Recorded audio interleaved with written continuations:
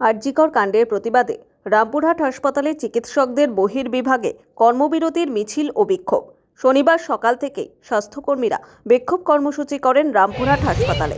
এরপর রামপুরহাট হাসপাতালে স্বাস্থ্যকর্মীরা ব্যানার ও প্ল্যাকার্ড হাতে হাসপাতাল চত্বরে মিছিল করেন।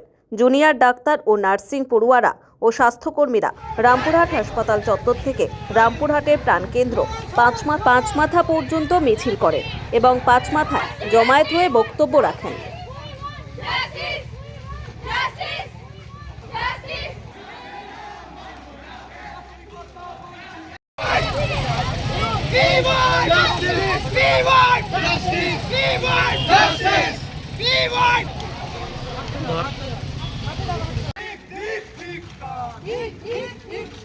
এই বাস্তবিকতা মানছি না, মানবো না, মানছি না, মানবো না, মানছি না।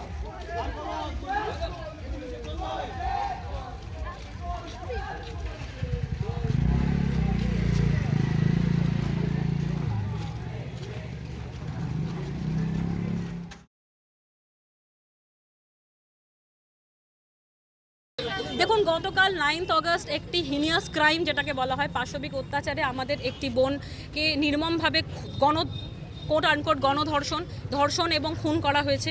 তাতে কর্মবিরতি ডাক দিয়েছে মেডিকেল কলেজ, প্রত্যেকটি পশ্চিমবঙ্গের মেডিকেল কলেজ সামিল হয়েছেন, RG Kar medical college, NRS, SSKM এবং বাকি সমস্ত কলেজ।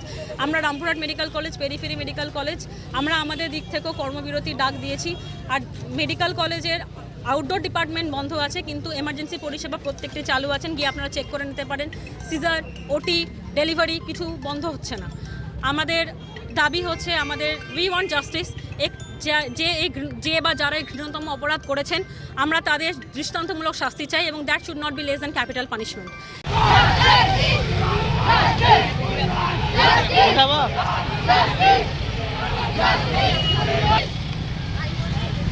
হসপিটালের চিফ অ্যাডমিনিস্ট্রেটর তিনি বলছেন আমি দায়িত্ব নেব না, আমার কোনো দায়িত্ব নেই। এটা একজন অন ডিউটি ডাক্তার, তার ডিউটি প্রেমিসেসের মধ্যে, ডিউটি আওয়ারের মধ্যে রেপড অ্যান্ড মার্ডার হয়েছে। তো তার দায়িত্ব হসপিটাল অথরিটি যদি না নিতে চায়, তাও সেক্ষেত্রে তার রিপারকেশন হওয়াটা স্বাভাবিক। আজকে আপনারা কি করলেন? আজকে আমরা যেটা সিদ্ধান্ত নিয়েছি, আমরা এমার্জেন্সি সার্ভিসেস চালু রেখেছি, ওটি এবং জেনারেল এমার্জেন্সি সমস্ত কিছু চালু আছে। শুধু আউটডোরটা আমরা ইউনানিমাস ডিসিশন নিয়ে সমস্ত মেডিকেল কলেজে পেন ডাউন রেখেছি। এটা কতদিন থাকবে বন্ধ? কতদিন বন্ধ থাকবে আপনাদের এই পরিষেবা? আপাতত তো 48 ঘন্টা এই সিদ্ধান্ত নেওয়া হয়েছে। এর পরবর্তীকালে আমরা আবার একসঙ্গে বসবো, আলোচনা করবো এবং তারপরে পরবর্তী পদক্ষেপ। পুলিশ ইতিমধ্যে একজনকে আটক করেছে এবং রাজ্য সরকারের সিট গঠন করা হয়েছে, তদন্ত কিন্তু তৎপরতার সঙ্গে চলছে। তাহলে কি আপনারা কি কোথাও ঘাটতি মনে করছেন? তদন্ত, প্রথম কথা হলো ঘটনাটা ঘটে যাওয়ার সঙ্গে সঙ্গে ঘটনাটা ঘটেছে সেটা স্বীকার করে সেটা সিরিয়াসলি নেওয়ার চেষ্টা না করে আমার প্রত্যেকে নিজের দায়িত্ব এড়িয়ে যাওয়ার চেষ্টা করছিলেন। তারপর যখন আন্দোলন শুরু হলো বা সমস্ত দিক থেকে প্রতিবাদ আসতে শুরু করলো, তখন এই তৎপরতাগুলো নেওয়া শুরু হয়েছে।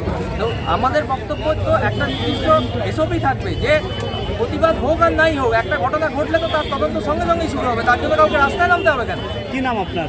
আপনার অভিযোগ? কিন্তু দেখা যাচ্ছে কি প্রাইভেটে যে চিকিৎসাগুলো চালু আছে, সরকারিতে বন্ধ থাকলেও প্রাইভেটে চালু আছে। দেখুন, প্রাইভেট চিকিৎসা বলতে যারা প্রাইভেট প্র্যাকটিস করছেন আমাদের তাদের কাছেও আবেদন আছে যে আপনারা অন্তত আমাদের সঙ্গে সলিডারিটি দেখানোর জন্য নিজেদের পেন ডাউন রাখুন। এমার্জেন্সি ক্ষেত্রে তো হাসপাতাল খোলাই আছে, তো সেটা তো তাদের সিদ্ধান্ত যে তারা কী করবে।